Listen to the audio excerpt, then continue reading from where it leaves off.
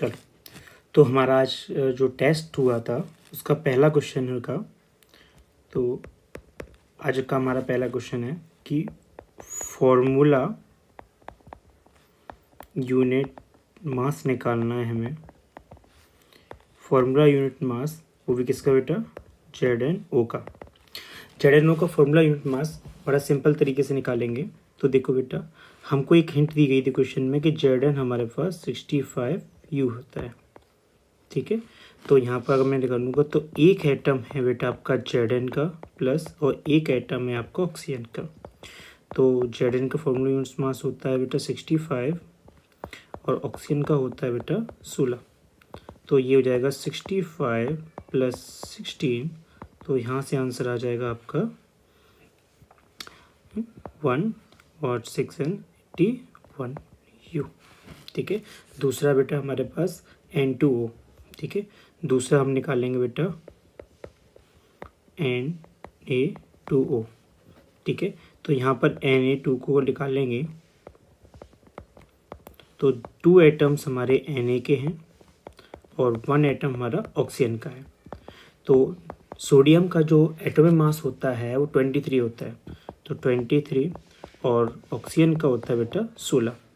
तो यहाँ पर चेक करोगे तो यहाँ पर हो जाएगा बेटा 46 और ये हो जाएगा 16। इसको ऐड करोगे तो यहाँ पर हो जाएगा 262 फार्मूला। तो फार्मूला यूनिट मास Na2O का जो होगा 62U होगा। नेक्स्ट क्वेश्चन निकालना बेटा K2CO3 का।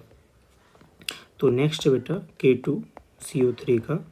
तो यहाँ पे देखो 2 एटम्स हैं पोटेशियम के, एक एटम है कार्बन का और 3 एटम है ऑक्सीजन के। तो आप चेक करोगे कि पोटेशियम का जो एटम मास होता है बेटा वो होता है 39 और कार्बन का होता है बेटा 12 और ऑक्सीजन का होता है बेटा 16। इसको सॉल्व करेंगे तो ये आ जाएगा आपका 78, ये 12 और ये आ जाएगा 48। इसको ऐड करोगे 8 और 2 10, 10 18 की 8, 1 कैरी, 4 5 6 और 7 हो जाएगा बेटा 13। तो 138U। तो ये था हमारा फर्स्ट क्वेश्चन जिसमें एटॉमिक मास हमें फॉर्मूला एटॉमिक मास निकाल लेते हैं। ठीक है, सेकंड क्वेश्चन हमारा क्या है बेटा? सेकंड क्वेश्चन कह रहा है कि 0.2 ग्राम सैंपल है बेटा कंपाउंड का जिसमें ऑक्सीजन और बोरॉन का कंटेंट मिला हुआ है। बोरॉन और ऑक्सीजन को मिलाकर एक सैंपल बनाया गया है। ठीक है, ये एनालाइज करना है कि उसमें जो 0.096 ग्राम है, 0.096 ग्राम है वो बोरॉन है और 0.144 ग्राम है वो ऑक्सीजन है। ठीक है, अब परसेंटेज में निकालना है। सिंपल है, देखो तो जो आपका जो सैंपल है वो कितना है बेटा? 0.24 ग्राम। और जो ऑक्सीजन की कंटेंट है ऑक्सीजन का वो कितना दिया है बेटा? उसमें ऑक्सीजन का कंटेंट दिया है 0.144 ग्राम।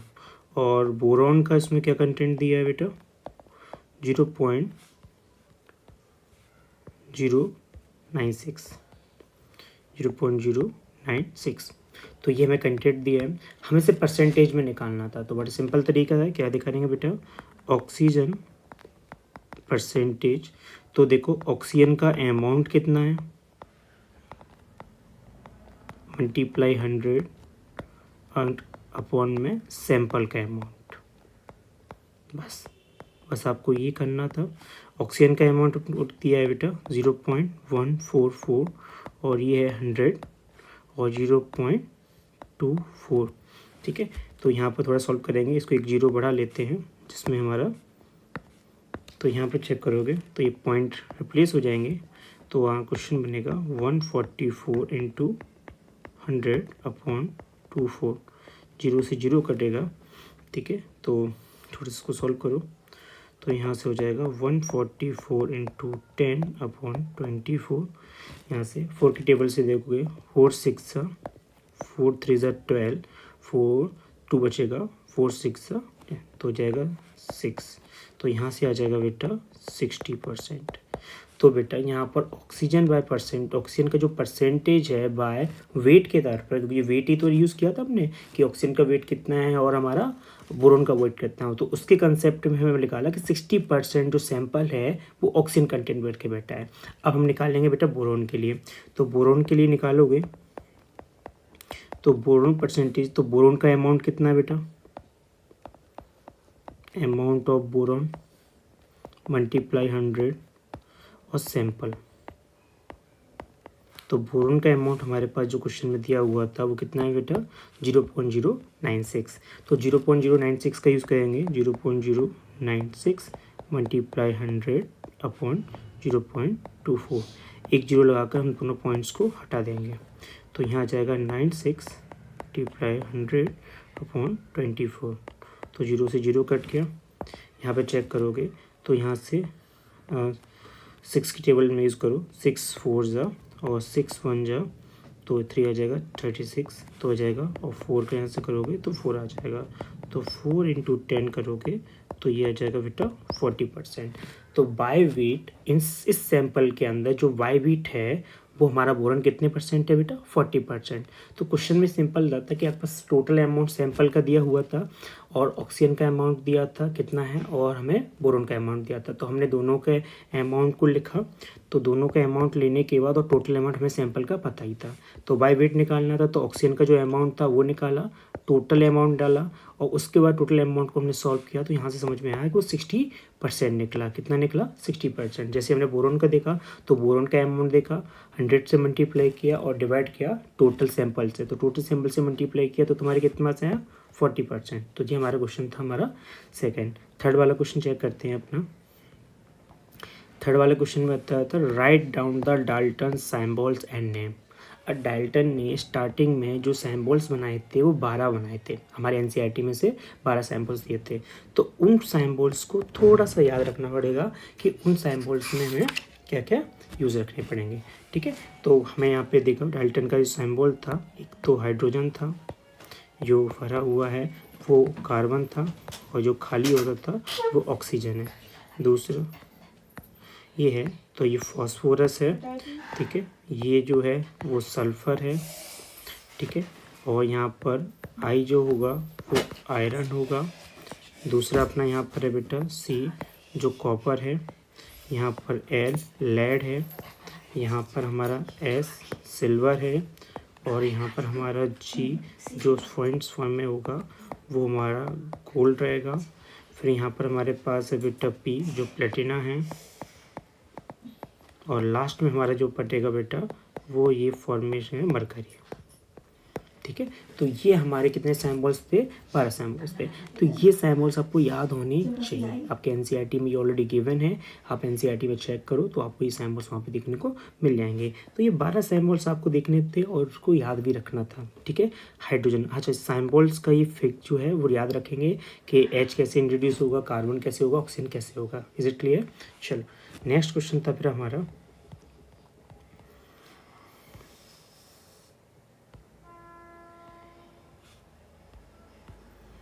तो नेक्स्ट क्वेश्चन पे चलते हैं।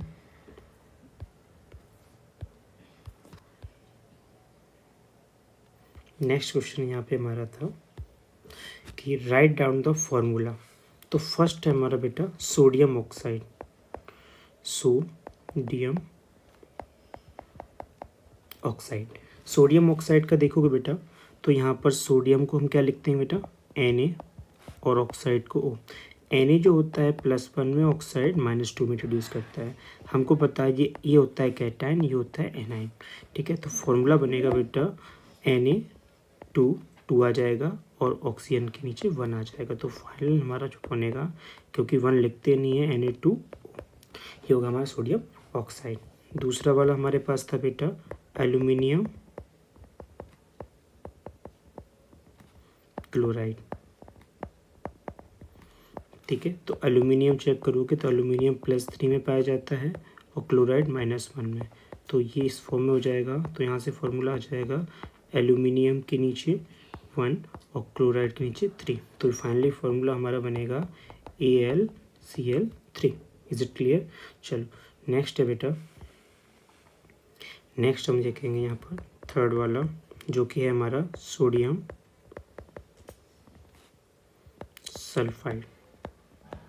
अब यहाँ बच्चों को थोड़ा सा कन्फ्यूज़न हुआ, सोडियम सल्फाइड और सल्फेट और सल्फेट वो अलग अलग चीज़ है। तो यहाँ सल्फाइड है, सोडियम का तो एन सबको पता है, सल्फाइड एस होता है, बस यही थोड़ा सा कन्फ्यूज़न था। सोडियम को यहाँ पे +1 रखेंगे, ये -2 रखेंगे, तो यहाँ से क्या हो जाएगा, तो Na के नीचे आ जाएगा 2, सल्फाइड नीचे 1, तो यहाँ पर आ जाएगा Na2S सोडियम सल्फाइड।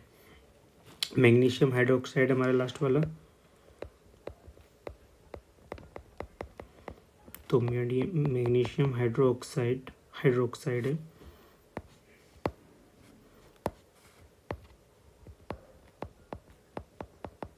तो मैग्नीशियम हाइड्रोक्साइड को देखोगे तो ये Mg होता है, हाइड्रोक्साइड का OH, Mg+2 में पाया जाता है या -1 में, ठीक है।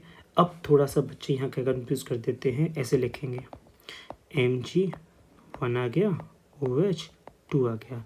बेटा OH जो है वो पॉली एटोमिक आयन है, जहाँ पॉली एटोमिक आयन्स आना स्टार्ट हो जाते हैं वहाँ पर आपको समेशन करना पड़ेगा, क्योंकि जो ये 2 है आयन वाला +2 है वो OH के ऊपर है, मतलब O और H दोनों के साथ है, ठीक है। अगर आप ऐसे लिखोगे तो ये तरीका गलत है, आपको लिखना पड़ेगा बेटा, जब भी पॉली एटोमिक आयन आ जाएगा उसको ब्रैकेट में बंद करके उसके ऊपर ऐसे पावर लिखेंगे।